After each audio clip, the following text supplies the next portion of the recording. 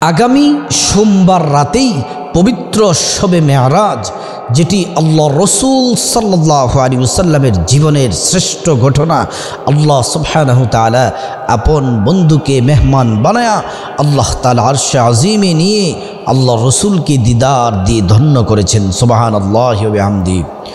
প্রিয় দিনদার ইমানদার মুসলিম ভাই ও বোন, হাদিসের মধ্যে আল্লাহ রসুল বলেন, রজবা শাহরুল্লাহ, রজব মাস হলো আমি আল্লাহর মাস।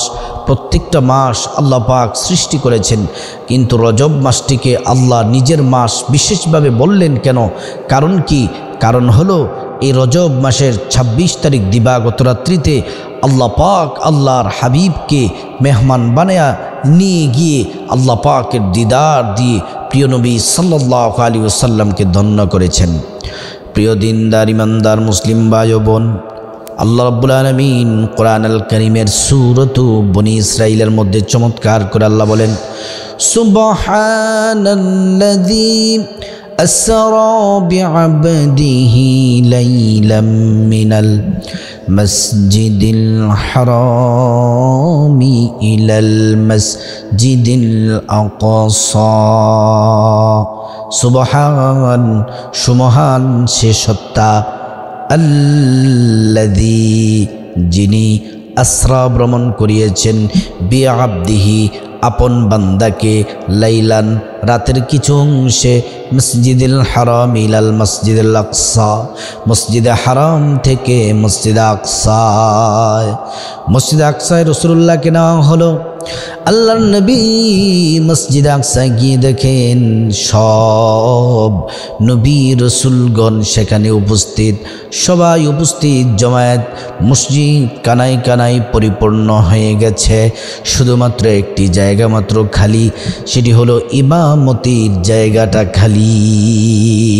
আল্লাহু আকবার, ইমামতির জায়গাটা খালি।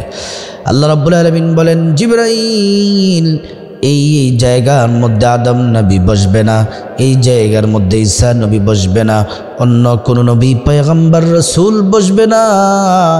এই জায়গা খালি রাখা হয়েছে আমার বন্ধু রাহমাতুল্লিল আলামিনের জন্যে। আমার বন্ধু জন্যে আজকে এত কিছু আয়োজন। নবীজি নামাজ পড়ালেন আর আল্লাহ উপাধি দিয়ে দিলেন, আজ থেকে আমার নবী হলো সাইয়্যিদুল মুরসালিন, সমস্ত নবী পয়গম্বর রসুলদের ইমাম। আল্লাহু আকবার। সেখান থেকে ৭ আসমান পাড়ি দিয়ে সিদরাতুল মুনতাহায় যখন গেলেন, সিদরাতুল মুনতাহাতে আল্লাহ পাক নবীজি সাল্লাল্লাহু আলাইহি ওয়াসাল্লামকে ৩টি জিনিস উপহার দিলেন। ১ নাম্বার ৫ ওয়াক্ত নামাজ, ৫ ওয়াক্ত নামাজ, ৫ ওয়াক্ত নামাজ। ২য় নাম্বার সূরাতুল বাকারার শেষের ২ আয়াত, অর্থাৎ ২৮৫ এবং ৮৬। ৩ নাম্বার হলো আল্লাহ পাক নবীজিকে সুসংবাদ দিলেন, হাবিব আমার, বন্ধু আমার, আপনার উম্মতের আমলনামায় যদি শিরিকের গুনাহ যদি না থাকে, শিরিকের গুনাহ যদি না থাকে হাবিব, আর আপনার উম্মতের যত বড় যত বেশি গুনাহ থাকুক না কেন, আমি আল্লাহ রাব্বুল আলামিন নিজ কুদরতিতে আমি সব গুনাহগুলা মাফ করে দিব। সুবহানাল্লাহ। প্রিয় দিনদার ইমানদার মুসলিম ভাই ও বোন, তারপরে সেখান থেকে আরশ আজিমে গেছেন, আল্লাহ পাকের দিদারে গেছেন। আল্লাহ তাআলা রাসূলুল্লাহ সাল্লাল্লাহু আলাইহি ওয়াসাল্লামকে দিদার দিয়ে ধন্য করেছেন।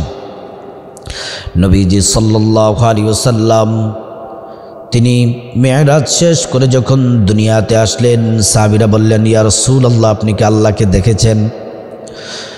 নবীজি বলেন, দেখেছি। রাআইতু রাব্বি আযজা ওয়া জাল্লা ফি আহসানি সূরাতিহি, আমি মুহাম্মদ সাল্লাল্লাহু আলাইহি ওয়াসাল্লাম আল্লাহ রাব্বুল আলামিনকে সরাসরি উত্তম সূরতে উত্তম আকৃতিতে আল্লাহ রাব্বুল আলামিনকে দেখেছি। সুবহানাল্লাহ। আল্লাহ রাসূল সাল্লাল্লাহু আলাইহি ওয়াসাল্লাম এই মেরাজ করেছেন। এই মাসটি অত্যন্ত দামি।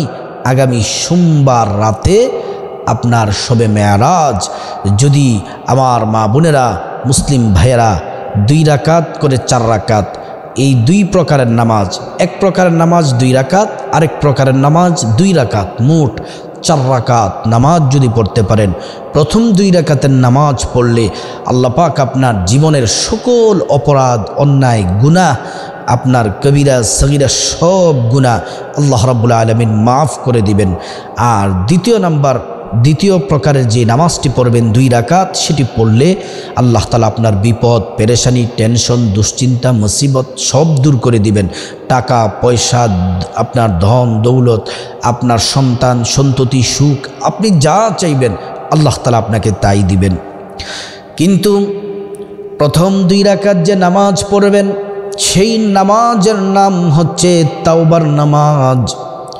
হযরত আবু বকর সিদ্দিক রাদিয়াল্লাহু আনহু বলেন, আল্লাহর রাসূল বলছেন, আল্লাহর নবীর কোন উম্মত যদি তাওবার নিয়তে এই 2 রাকাত নামাজ পড়ে, কিন্তু নামাজ পড়ার আগে উত্তম রূপে গোসল করে নিতে হবে, উত্তম রূপে ওযু করতে হবে, সুবহানাল্লাহি ওয়া বিহামদিহি, শর্ত 2টা, সুন্দর করে গোসল করতে হবে, তারপরে ওযু করতে হবে। আল্লাহ রাব্বুল আলামিন কোরআনুল কারীমেও জানিয়েছেন, ইয়া আইয়ুহাল্লাযীনা আমানু ইযা কুমতুম ইলাস সালাতি ফাগসিলু, হে ঈমানদারেরা, নামাজে দণ্ডায়মান হওয়ার আগে তোমরা পবিত্রতা হাসিল করো, ওযু করো, গোসল করো। আল্লাহ সুবহানাহু ওয়া তাআলা 2 শ্রেণীর মানুষকে আল্লাহ পাক ভালোবাসেন। আল্লাহ কোরআনে বলছেন, ইন্নাল্লাহা ইউহিব্বুত তাওয়াবিনা ওয়া ইউহিব্বুল মুতাতাহহিরিন, নিশ্চয় আল্লাহ রাব্বুল আলামিন 2 শ্রেণীর মানুষদেরকে ভালোবাসেন, যারা তওবা করে আর যারা পবিত্র থাকে। সুবহানাল্লাহ, পবিত্র এবং যারা তওবা করে তাদেরকে আল্লাহ পাক ভালোবাসেন। তারপরে সুন্দর করে ওযু করবেন, গোসল করার পরে সুন্দর করে ওযু করবেন। উত্তমভাবে ওযু করলে আল্লাহর পক্ষ থেকে 2টি পুরস্কার পাবেন। 1 নাম্বার পুরস্কার হলো ওযুর পানির সাথে আপনার জীবনের সব গুনাহগুলা ঝরে ঝরে পড়ে যাবে। 2 নাম্বার পুরস্কার হলো আমার নবীর উম্মত যারা সুন্দরভাবে ওযু করবে, কিয়ামতের ময়দানে আল্লাহ পাক ওযুর অঙ্গ প্রত্যঙ্গগুলোর মধ্যে নূর দিয়ে দিবেন, নূরে চমকাতে থাকবে। প্রিয় নবী হাসরের ময়দানে দেখেই উম্মতকে চিনে ফেলবেন, এটা আমার উম্মত। আল্লাহ রাব্বুল আলামিনের কাছে নিয়ে যাবেন, শাফায়াত করবেন, আল্লাহ বান্দাকে ক্ষমা করে দিবেন, নবীজি উম্মতকে নিরাপদে আল্লাহর জান্নাতে পৌঁছে দিবেন। ওযু শেষ হয়ে গেলে অবশ্যই কালিমায়ে শাহাদাত পড়বেন। আশহাদু আল্লা ইলাহা ইল্লাল্লাহু ওয়াহদাহু লা শারীকা লাহু ওয়া আশহাদু আন্না মুহাম্মাদান আবদুহু ওয়া রাসূলুহু। কালিমায়ে শাহাদাত পড়লে কি হবে?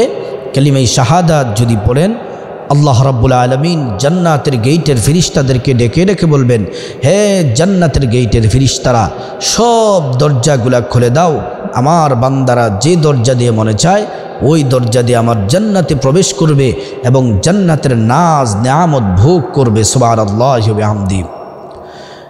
ওযু শেষ হয়ে গেলে পবিত্র জায়নামাজ, পবিত্র জায়গায়, পবিত্র শরীর নিয়ে, পবিত্র জামা কাপড় নিয়ে প্রথমে 2 রাকাত নামাজ পড়বেন, সালাতুত তাওবার নামাজ। আমি আরবিতে বাংলাতে 2টি নিয়তে আপনাদেরকে বলে দিচ্ছি। প্রথমে আরবি নিয়তটা বলছি। আমি আরবির নিয়তটা হলো, নাওয়াইতু আন উসাল্লি লিল্লাহি তাআলা রাকাতাই সালাতিত তাওবাহ নফলি মুতাওয়াজ্জিহান ইলা জিহাতিল কাবাতি শরীফাতি, আল্লাহু আকবার। আর বাংলাতে নিয়ত হচ্ছে, আমি আল্লাহর সন্তুষ্টির জন্য 2 রাকাত সালাতুত তাওবার নামাজ পড়তেছি। তারপরে আপনারা 2 রাকাত নামাজ পড়বেন। প্রথম রাকাতে সূরাতুল ফাতিহার পরে সূরাতুল কাফিরুন পড়বেন। কুল ইয়া আইয়ুহাল কাফিরুন লা আ'বুদু মা তা'বুদুন ওয়ালা আনতুম আ'বিদুনা মা আ'বুদ ওয়ালা আনা আ'বিদুম মা আ'বাদতুম ولا أنتم عابدون ما أعبد লাকুম দীনুকুম ওয়ালিয়া দীন। সূরাতুল কাফিরুন প্রথম রাকাতে পড়বেন, দ্বিতীয় রাকাতে সূরাতুল ইখলাস পড়বেন।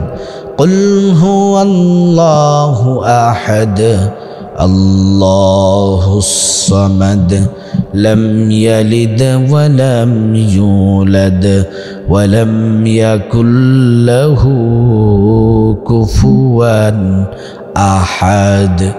এই সূরা ইখলাস হচ্ছে দ্বিতীয় রাকাতে। তারপরে নামাজ শেষ করবেন। নামাজ শেষ করার পরে সাইয়্যিদুল ইস্তিগফার যারা পড়েন সাইয়্যিদুল ইস্তিগফার পড়বেন। আমি ইস্তিগফারটি বলে দিচ্ছি।